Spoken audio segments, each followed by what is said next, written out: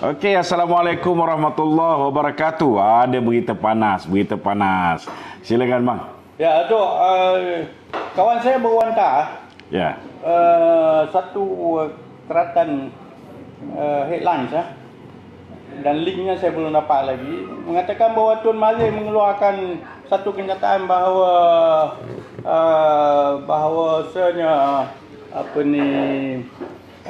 memang wujud video kontroversi terhadap Menteri Kanan kita, Datuk. So bermakna semalam di Parlimen Datuk Seri Nazri Aziz ada memberikan beberapa saranan supaya kerajaan yang ada ini tidak mengikut apa yang berlaku pada kerajaan PH, mana ada pertuduhan terpilih dan juga ada file-file yang tidak dibawa ke muka keadilan. Okey, tuan-tuan. Ini satu berita yang menarik. Mula-mula dimulakan oleh Azmin Ali yang mendedahkan bahawa Perikatan Nasional sebenarnya bukan Mahathir yang tubuhkan, tetapi sebaliknya yang menubuhkannya ialah bukannya Muhyiddin yang tubuhkan, tetapi sebaliknya yang menubuhkan Perikatan Nasional ialah Mahathir. Mahathir yang marah, tuan-tuan, kerana rahsia beliau telah dibocorkan. Telah dibocorkan walaupun beliau cuba bermain sandiwara dikala Muhyiddin membentang belanjawan. Beliau antara orang yang termasuk dalam kumpulan 13 yang membantah belanjawan tersebut. Hakikat dan realitinya, tuan-tuan, mereka ni bagai toke dan boneka, tuan-tuan. Muhyiddin hanyalah boneka kepada Mahathir dan Mahathir adalah toke kepada Muhyiddin. Itu sebenarnya realiti dia. Jadi apabila Azmin sudah membocorkan rahsia Mahathir yang begitu marah ni, tuan-tuan, tuan-tuan tahulah orang tua ni kadang-kadang sensitif sikit. Lebih-lebih lagi Azmin ni sebenarnya anak angkat dia dulu. So bila dia marah ni, tuan-tuan, dia pun mengesahkan bahawa video saya tak boleh sebut dah sebab ada orang tegur, janganlah sebut perkataan tu, marah mak kita kan. Video seks luar tabi'i di antara Azmin dan Haziq. Mahathir mengesahkannya bahawa video itu memang betul wujud. Persoalan dia, apa persoalan dia, tuan-tuan? Persoalan dia tanpa disedari, dua ekor malaun ni, tuan-tuan, tanpa mereka sedari bahawa kenyataan Mahathir itu mengesahkan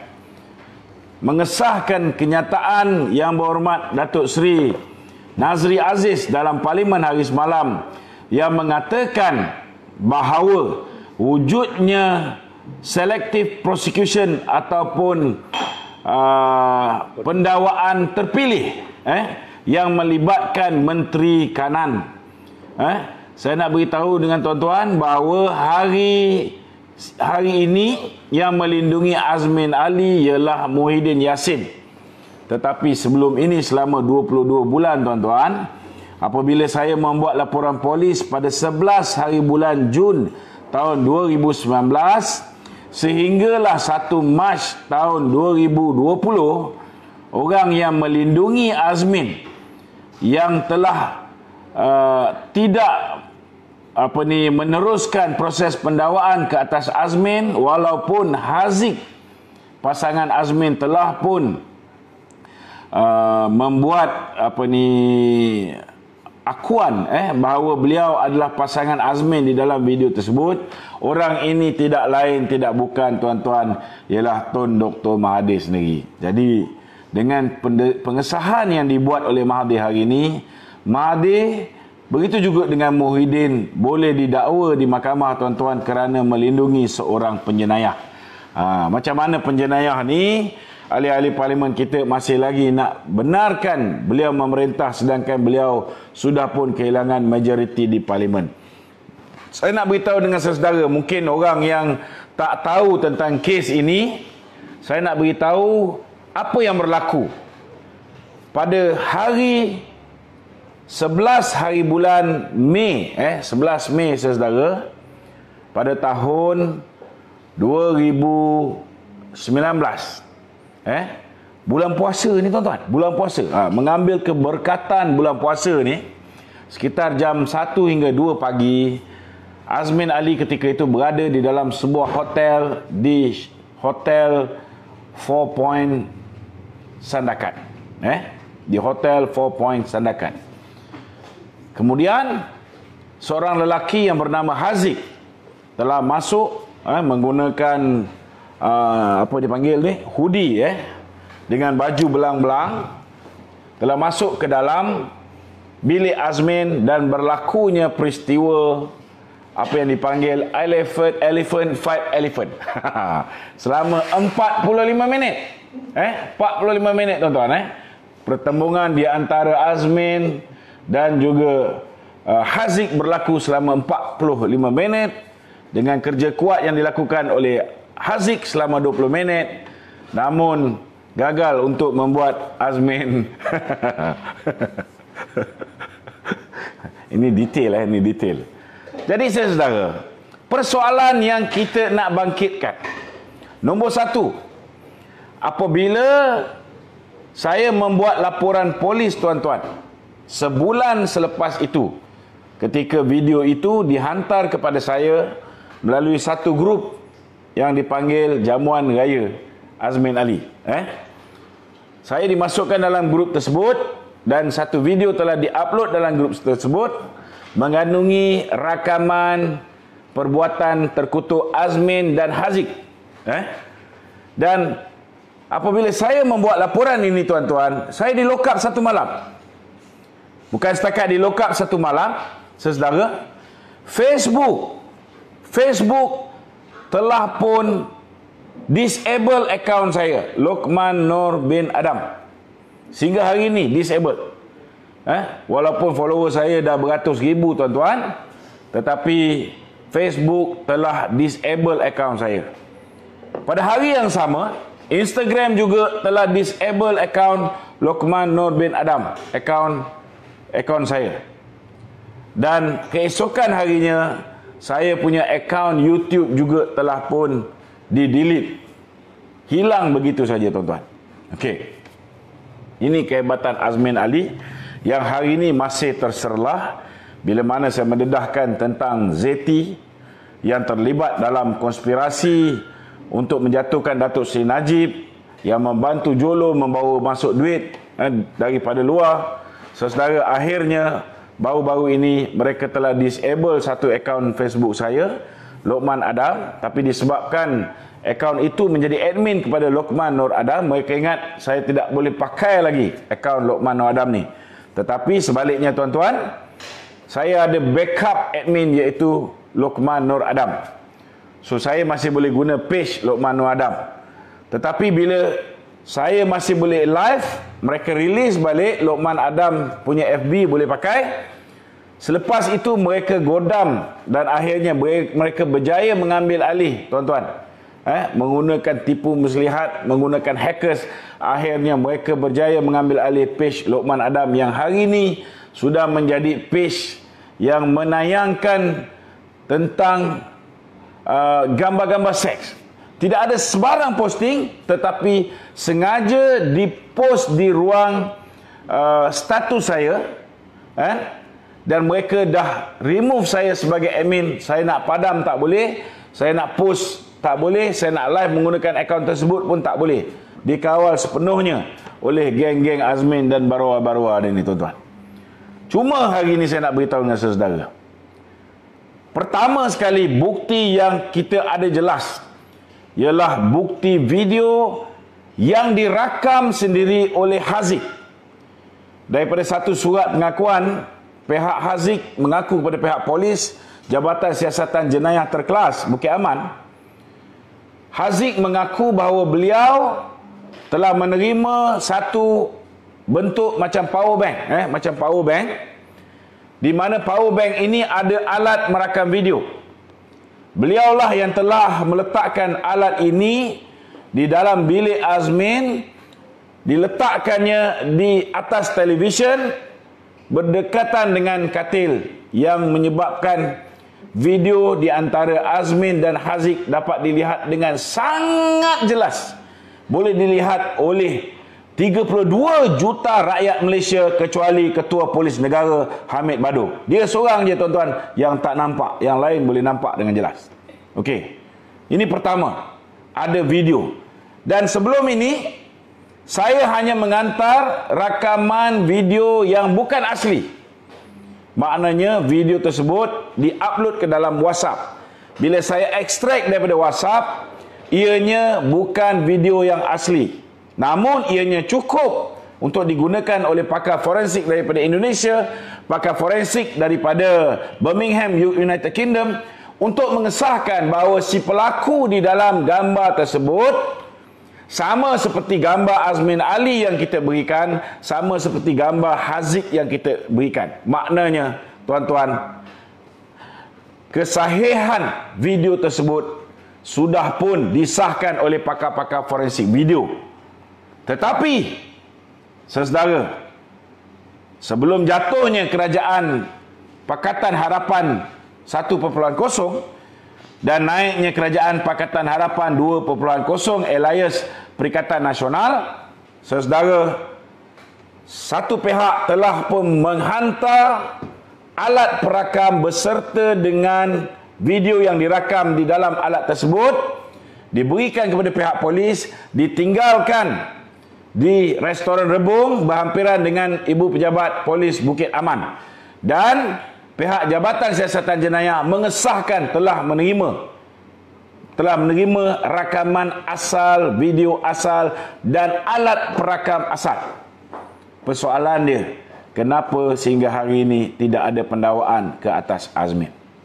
Kedua, salah seorang daripada pelaku itu, Haziq, sudah pun mengaku, tuan-tuan, sudah pun mengaku dan membolehkan Azmin didakwa di bawah Seksyen 377 Kanun Acara Jenayah kerana melakukan seks luar tabi'i bersama dengan Haziq. Sepatutnya Haziq boleh didakwa dan sepatutnya, tuan-tuan, Azmin juga boleh didakwa. Kenapa Mahathir dan juga Muhyiddin melindungi Azmin sehingga hari ini? Ketiga, tuan-tuan, ketika mereka bersama ni, Azmin pegang telefon di tangannya. Maknanya telefon berada di dalam bilik. Begitu juga Haziq juga memegang telefon, dibawa masuk ke dalam bilik Azmin Ali. Saudara, data daripada network provider membuktikan bahawa kedua-dua telefon berada berhampiran di dalam bilik di hotel Four Point Sandakan. Jadi bagaimana mungkin kes ini tidak boleh diteruskan oleh pihak pendakwa raya, sama ada dulu Peguam Negara kita Tommy Thomas ataupun sekarang Idrus Harun. Dua-dua mempunyai cukup bukti, tuan-tuan. Keempat, saya nak beritahu. Keempat, apa lagi yang boleh kita gunakan sebagai bukti? Apabila Azmin duduk di bilik tersebut, Haziq juga duduk di bilik tersebut, mungkin ada cecair yang masih ada yang boleh kita ekstrak DNA daripadanya. Azmin tidur, bantal tu mungkin sarung bantal dicuci, mungkin alas cadar dicuci, tetapi masakan hotel menggunakan sarung bantal dan alas cadar yang waterproof. Maknanya ketika tidur air liur meleleh, air liur itu, tuan-tuan, kita boleh ekstrak DNA daripada air liur tersebut yang mungkin terletak di tilam ataupun terletak di bantal. Jadi persoalan dia, kenapa bukti ini tidak dikemukakan untuk mendakwa Azmin, tuan-tuan? Kelima, tuan-tuan, apabila Azmin masuk bilik tersebut, alat perakam ataupun CCTV hotel tersebut, CCTV hotel tersebut telah merakam Azmin memasuki bilik tersebut.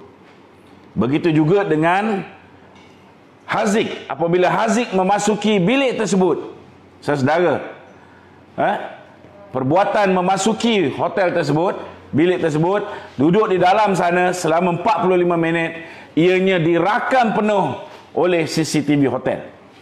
Namun sebaik saja saya membuat laporan polis, polis telah pun bergegas, polis yang ditugaskan oleh Hamid Badu telah pun bergegas pergi ke hotel tersebut.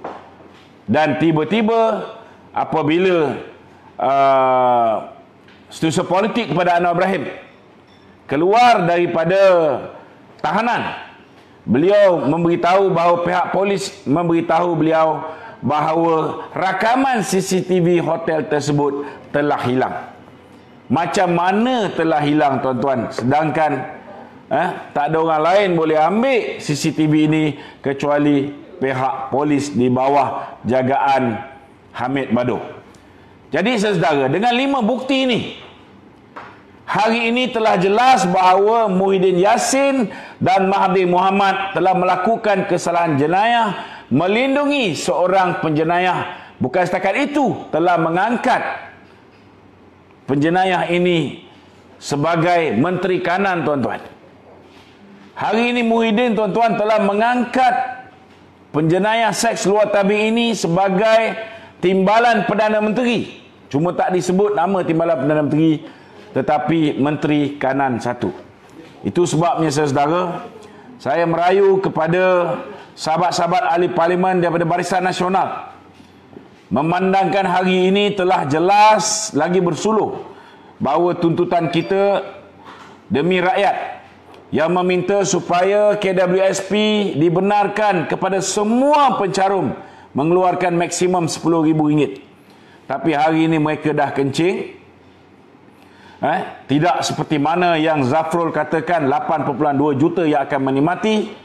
Hakikat dan realitinya, mereka memilih-milih dan menyusahkan dengan meletakkan syarat-syarat yang tidak masuk akal, yang saya yakin akhirnya jumlah yang bakal menikmati hak mereka untuk mengeluarkan duit KWSP tak sampai pun separuh daripada jumlah 8.2 juta orang ini, tuan-tuan.